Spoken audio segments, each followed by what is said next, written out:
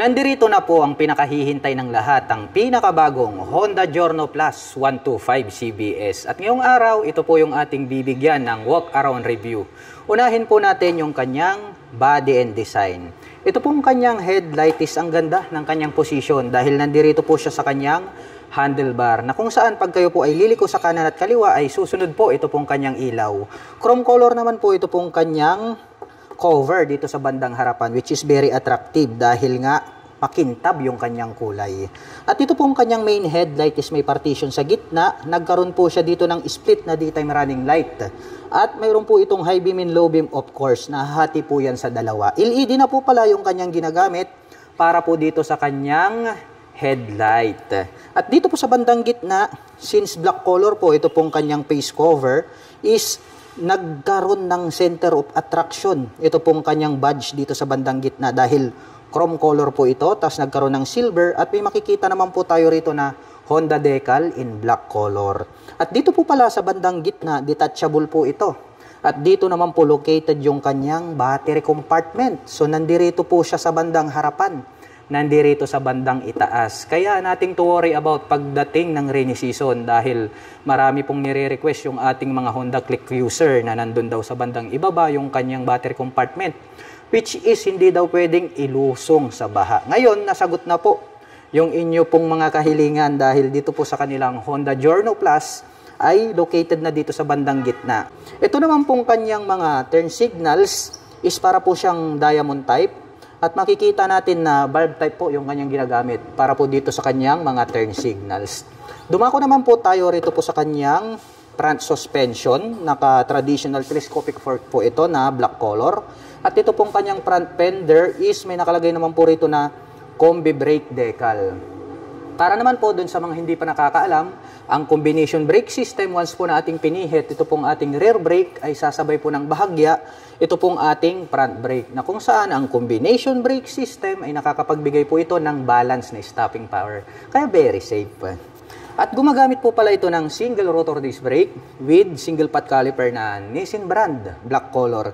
Ganon din po, black color po, ito pong kanyang cast wheel na Y design. At ang sukat naman po pala ng kanyang gulong rito sa harapan ay meron po itong sukat na 100 by 90-12. At ang brand name po nito pong kanyang gulong is Duro.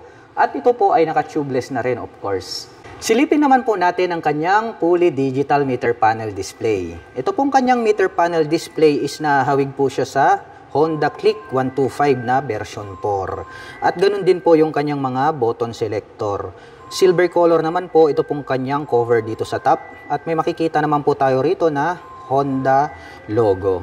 Habang dito naman po sa kabila, ito pong kanyang mga button selector. Meron po tayo ritong high beam and low beam, horn at ang kanyang turn signal selector.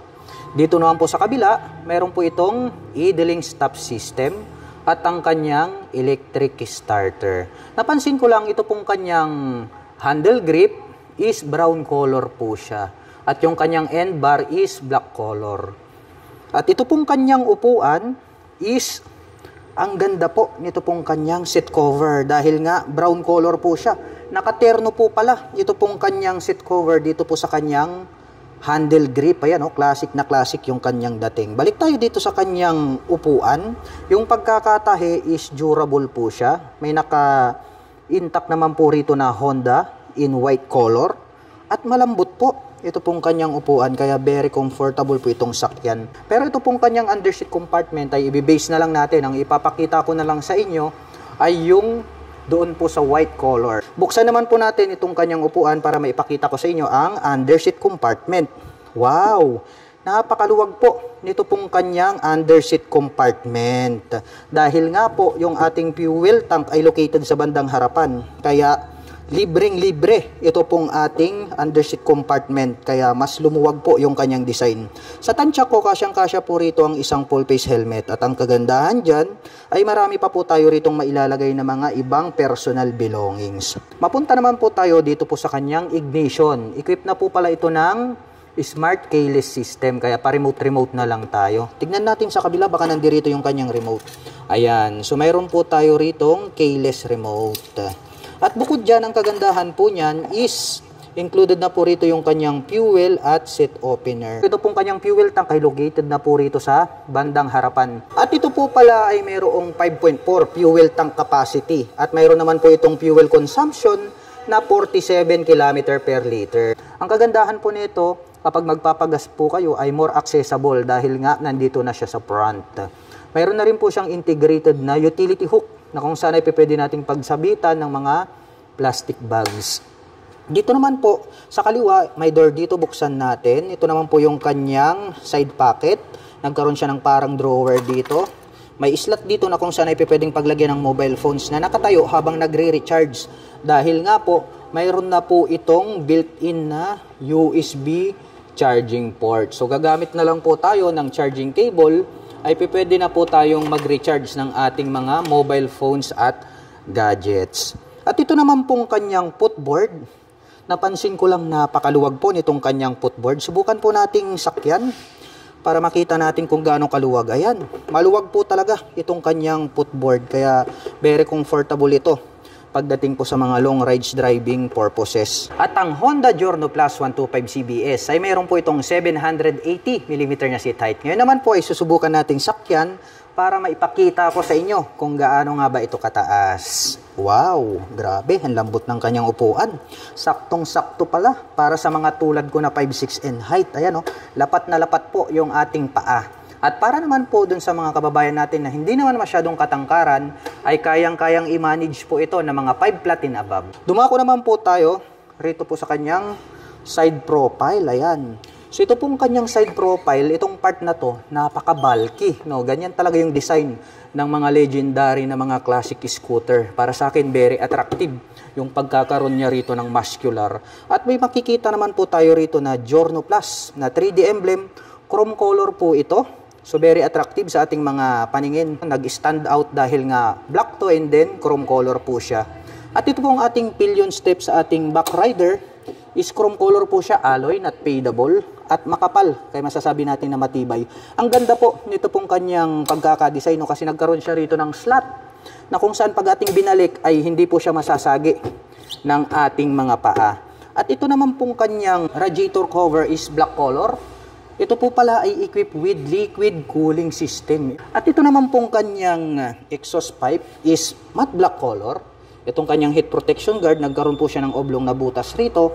At mayroon naman po itong single exhaust. Mapunta naman po tayo dito sa likuran. Ito pong kanyang integrated na grab bar is silver color po siya. Napakakapal, kaya masasabi natin na matibay. At ito naman pong kanyang tail light is naka-emboss po. Ito pong kanyang tail light, pulang-pula, no? Mayroon po siya ritong split na daytime running light. At sa bandang itaas naman po, yung kanyang brake light. At itong chrome color na to, very attractive sa ating mga paningin. Ito pong kanyang top cover. At ito pong kanyang turn signals is diamond type po siya. Bulb type po yung kanyang ginagamit para po dito sa kanyang mga turn signals. Pero itong kanyang tail light at yung kanyang main headlight is LED na po siya. At ito pong nakapop up na to, pag ating sinilip, mayroon na din po pala itong plate light.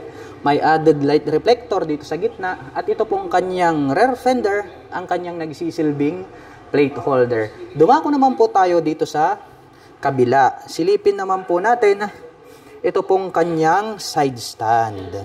Ito po pala ay equipped with side stand engine cut-off switch. So once po na ganito naka-engage ito pong kanyang side stand, ay hindi na po mag-o-operate or tatakbo itong ating scooter dahil meron na po siyang engine kill switch. At ito naman pong kanyang engine cover is black color. May naka-intact po rito na Honda. At ito naman pong kanyang airbox cover is matte black color. At may nakalagay naman po rito na ASP Plus. So para po dun sa mga hindi pa pamilyar, pag ASP po is 2 bulbs.